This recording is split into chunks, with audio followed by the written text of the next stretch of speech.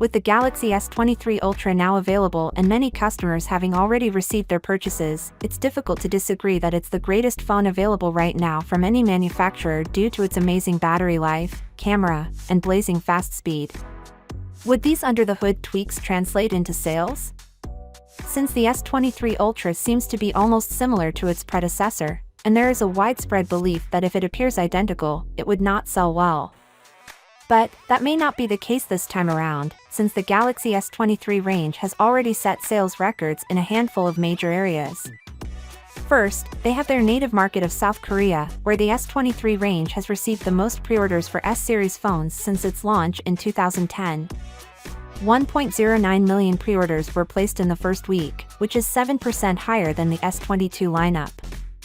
It's worth noting that the S22 fared very well in South Korea last year as a result of the merger of the S and Note lines. So it's very remarkable that it's outperforming the S22 lineup.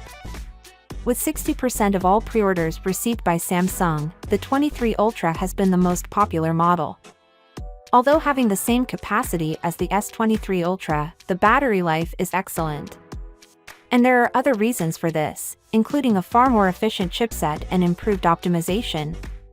Nevertheless, there is another important reason why the battery life is substantially higher, and that is because Samsung employed a new kind of display on the S23 Ultra. We had assumed that Samsung had just repurposed the display from the S22 Ultra with improved calibration, however this is not the case.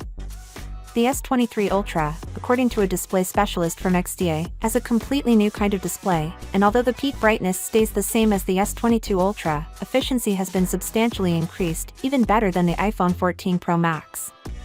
To be more exact, until 400 nits of brightness, both the S23 Ultra and the 14 Pro Max use almost the same amount of electricity.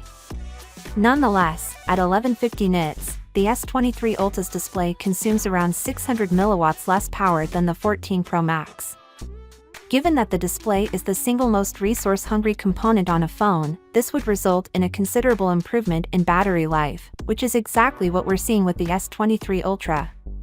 So, no, the display on the S23 Ultra is not the same as the one on the S22 Ultra. Finally, what are your thoughts about it? So without being said, let me know your thought in the comment below, and if you are new here, please subscribe. Peace out.